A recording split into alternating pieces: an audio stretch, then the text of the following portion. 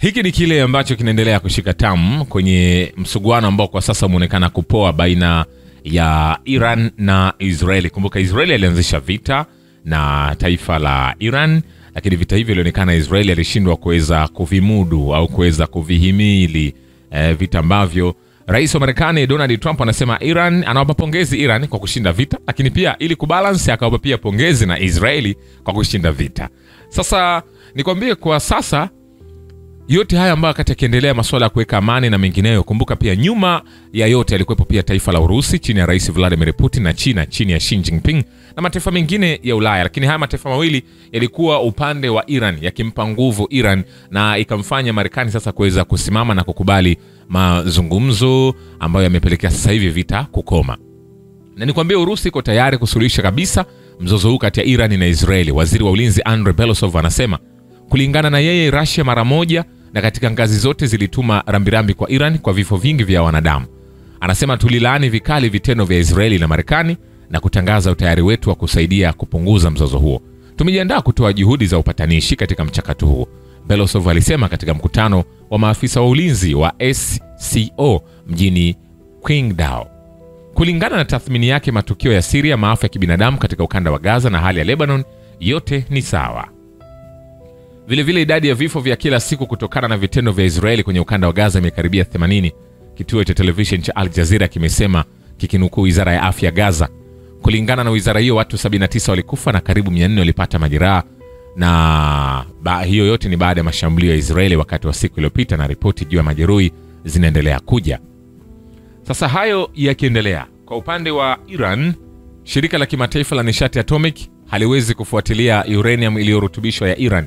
Mkurugenzi mkuu wa shirika hilo Rafael Grossi anasema kilo 400 za uranium iliyorutubishwa kwa 60% ni tatizo kubwa. Nyenzo hii imehifadhiwa mahali fulani, lakini shirika hilo limepoteza mwelekeo baada ya uhasama kuzuka, alisema katika mahojiano na kituo cha television cha French 2. Lakini licha ya uhasama, Iran lazima ionyeshe mkaguzi wa wakala mahali ambapo nyenzo hii imewekwa. Akizungumzia uamuzi wa bunge la Iran kusimamisha ushirikiano, Grossi alibainisha kuwa hii sio neema kwa wakala kutoka Iran.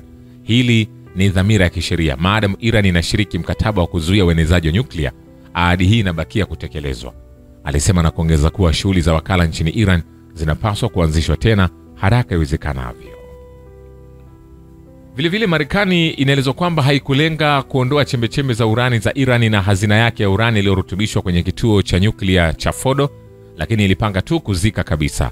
Mwandishi wa habari wa uchunguzi aliyeshinda tuzo ya Pulitzer ya Marekani Seymour Hersh anasema kwenye blog yake ya Subtalk, njia zote zinazojulikana za kuingia na mirija ya hewa iliyofika juu ya ardhi ililengwa moja kwa moja na kuacha kiasi kikubwa cha vifusi juu ya viwango vya kazi ambavyo haingewezekana kupenya. Hakuna bomu lolote la Marekani lililokusudiwa kupiga kituo cha kuhifadhia uranium iliyorutubishwa.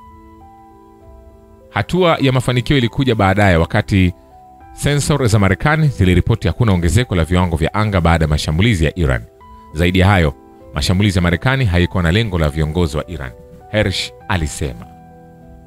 Ikiwa na maana mashambulizi ambayo yalifanywa, Marekani ilikuwa hailengi viongozi bali tu target yao ilikuwa ni ile uranium, maeneo ya nyuklia ya Iran. Vile Jeshi la Walinzi wa Mapinduzi ya Kiislamu IRGC, vitengo vya jeshi la wasomi, wamethibitisha kwenye taarifa yao juu ya kifo cha kamanda Haktam al-Anbiya Brigedia Generali al-Shadman kutokana na majeraha aliyopata katika mashambulizi ya Israeli. Taarifa hiyo inasomeka kuwa Shadman amefariki akiwa amejeruhiwa vibaya na kipigo kutoka kwa utawala wa Kizayuni wiki iliyopita. Mnamo Juni 17, Israeli ilisema kwamba Shadman aliweza kuuawa wakati wa mashambulizi ya usiku dhidi ya Iran, lakini Iran hakuweza kukanusha taarifa hiyo hadi hii leo kuja kuzungumza kwamba kamanda huyo ameweza kufariki dunia, ikiwa na maana alipatwa na majeraha. Shambulizi lilimgusa akapatwa na majeraha ambayo yamepelekea kifo chake. Vile Israeli na Iran huenda zikaanzisha tena mzozo wao katika siku za usoni, lakini hivi sasa nchi zote mbili zimechoshwa na vita na haziko tayari kuendelea na harakati za kijeshi. Rais wa Marekani Donald Trump alipendekeza, anasema, kwa sababu nilishughulika na wote wawili na wote wawili wamechoka. Trump alisema walipigana sana na kwa ukali sana, na wote wawili waliridhika kwenda nyumbani na kutoka. Na je, inaweza kuanza tena? Nadhani siku moja inaweza kuanza hivi karibuni, kiongozi wa Marekani alisema wakati wa mkutano na waandishi wa habari huko The Hague kufuatia mkutano wa kilele wa NATO. Walakini dakika chache mapema Trump alikuwa ameeleza imani kwamba uhasama kati ya Israeli na Iran haungeanza tena vile vile.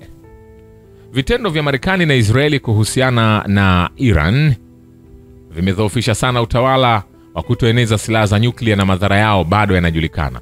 Naibu mjumbe wa kudumu wa Russia katika mashirika ya kimataifa mjini Vienna, Roman Ustinov, anakiambia kituo cha television cha Russia 24.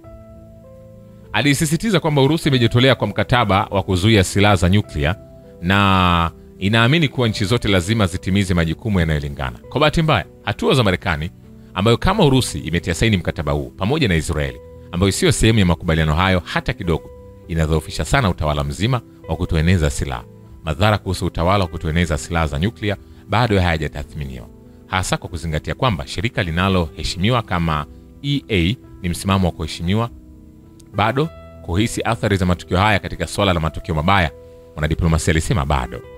Alisema Ustinov alisisitiza kwamba Urusi inaamini mfumo wa dhamana wa shirika la atomic iwapo itatumiwa kwa uangalifu kitaalam bila kuiweka kisiasa kwa maslahi ya baadhi ya malengo finyu ya kijiografia na kisiasa, kama kwa bahati mbaya inafanywa mara kwa mara na Marekani na nchi za Ulaya, basi mfumo wa dhamana wa shirika hilo unaweza kuaminiwa ili kuhakikisha hali ya amani ya mipango ya nyuklia katika nchi na kuzuia kuibuka kwa silaha za nyuklia.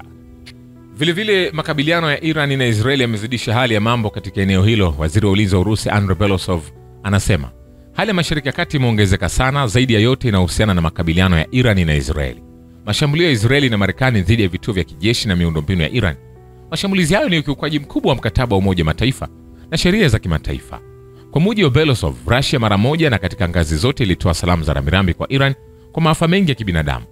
Tulilaani vikali vitendo vya Israeli na Marekani na kutangaza utayari wetu wa kusaidia kupunguza mzozo huo. Tumejiandaa kutoa juhudi za upatanishi katika mchakato huo.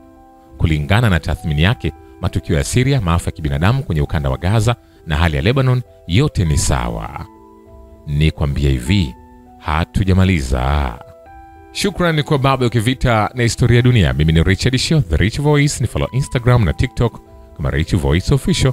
Asante.